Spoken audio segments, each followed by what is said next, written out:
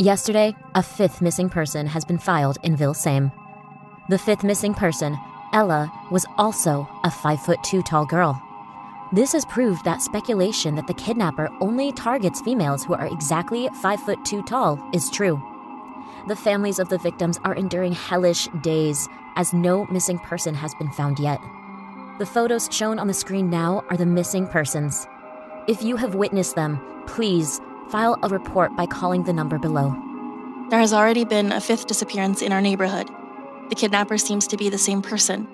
This is because all 5 victims were girls exactly 5'2" tall. The police speculated that the kidnapper was a pervert obsessed with the figure 5'2". Investigations continued on the serial disappearance cases that lasted for several months, but the whereabouts of the missing persons were unknown, and there was no one who witnessed a kidnapping taking place. Rather, the village was quiet and peaceful. Kaylee, come home right after school. You must never walk around alone. If you need me, call me anytime and I'll pick you up.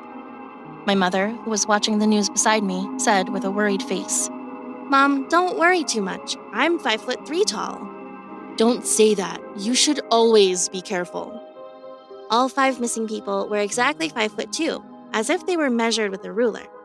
So don't worry too much, and I'll be careful too. I said calmly to reassure my mother, but I was scared as well. 2 days later, I was walking with my friends on my way home from school, and many police cars and ambulances were parked at the entrance to the village's forest, and people were carrying dead bodies covered with white cloth on stretchers. The bodies of the missing victims were found buried here and there in the forest.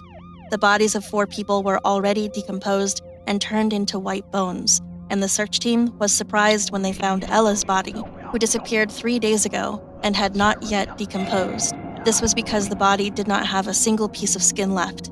The police judged that the culprit was likely to be a butcher who professionally trimmed meat based on the elaborately peeled skin off the body. So, the butchers living in the village were investigated, but the investigation was at a standstill because no evidence was found.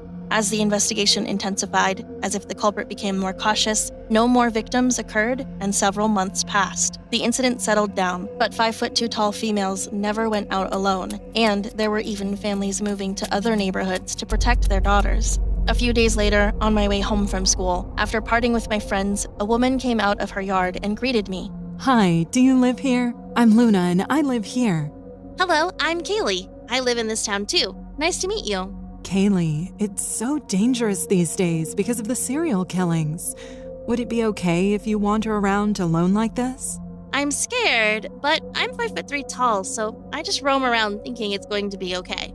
But you have to be careful.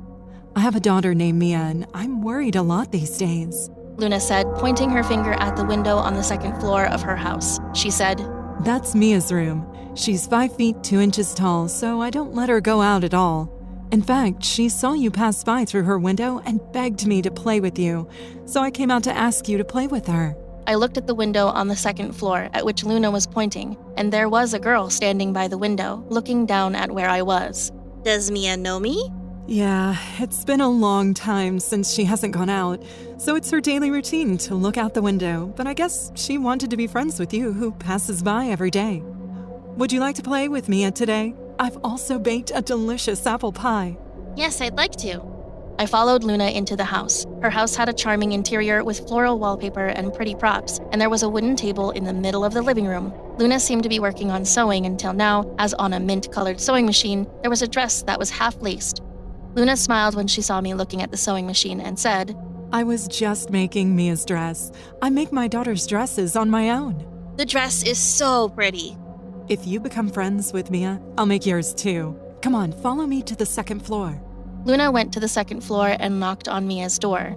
Mia, I've brought you a friend. When she opened the door, there was Mia sitting on her bed, shaking her hand without saying a word. Her head bowed as she was shy. I smiled brightly and introduced myself to Mia, who was wearing a bucket hat and a black dress.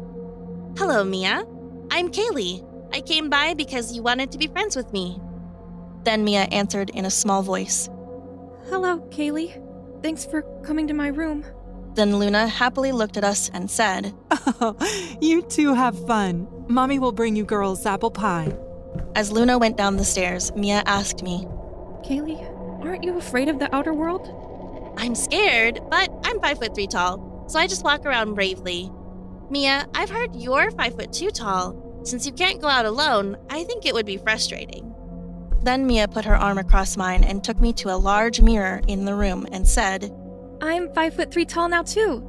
That's why I haven't had clothes that fit me lately. Just as she said, Mia and I standing side by side in front of the mirror were the same height. However, when I looked closely at Mia's face and body, something was strange. She was so grotesque, as she had skin sewn here and there, like a stuffed toy. I couldn't ask her directly about it because I might hurt Mia's feelings, so I just glanced at her. Mia's face was twisted as well, with her skin sewn together as if it had been patched up. Only then did I realize that Mia was no ordinary person. Mia looked at our reflection in the mirror and said with a satisfied smile, Kaylee, I like you so much. It's apple pie time. I'll bring Mom. Mia went downstairs to get the apple pie, and I had a foreboding feeling about Mia's eccentric appearance. So I sneaked around her room while she was away. I was surprised when I opened Mia's closet. Strange leathers were hanging on 4 hangers, and when I took one of them out and spread it on the floor, it looked as if a human skin had been peeled off. The arms, legs, and torso were cut so that it could be worn like a suit, and a mask with the face and hair of a person's scalp had been peeled off was also hung in her closet. Ah! What is this? I was startled, and I hurled the unknown leather, thinking I should get out of this creepy house quickly. As I hurried out of Mia's room and went down the stairs, I heard Mia and Luna's voice from downstairs. She's the same height as me. She has a pretty face, so I like her. Hurry up and make me new clothes made out of Kaylee. There weren't any clothes for you to wear because you grew up, but this is good news. Mommy will make you a pretty one this time as well. I saw the mother and daughter walking upstairs through the cracks of the stairs. Luna had a large plastic bag and a sharp kitchen knife in her hand, and Mia, who was behind her, had cutting scissors in her hand. I was startled and went back into the room and locked the door. After a while, the mother and daughter found that the door was locked and started knocking on the door. Kaylee? Kaylee? Open the door. I brought some apple pie. I kept my mouth shut in fear. Then I heard Mia's voice saying, Kaylee, what are you doing? Let's play. Open the door. When I didn't say anything, Luna said to Mia, Mommy will bring the keys. I hurriedly looked around the room and found that the only way to escape was to jump out the window. When I opened the window and looked down, it was too high for me to jump out. Suddenly, the door burst open and Mia jumped in and pulled me by the waist. As I writhed myself, Luna swung a kitchen knife from behind and I collapsed on the spot. Ah! Seeing me bleeding from a huge back wound and suffering in pain, Mia hollered with a mad expression. What are you doing? You cut my new clothes! Are you crazy? Mia screamed for a while and sat down sobbing. It's because of you, Mom! You ruined it all! Now I have no more clothes to wear! Look at this! My feet are sticking out because my clothes are too short! Mia's ankle protruded from under the leather on the sole of her foot. There was another foot, and the red skin with dead skin cells and cracks all over was so disgusting that it could not be considered human skin. Luna said, comforting Mia. Oh, it's all Mommy's fault. I was in a hurry thinking she'd jump out the window.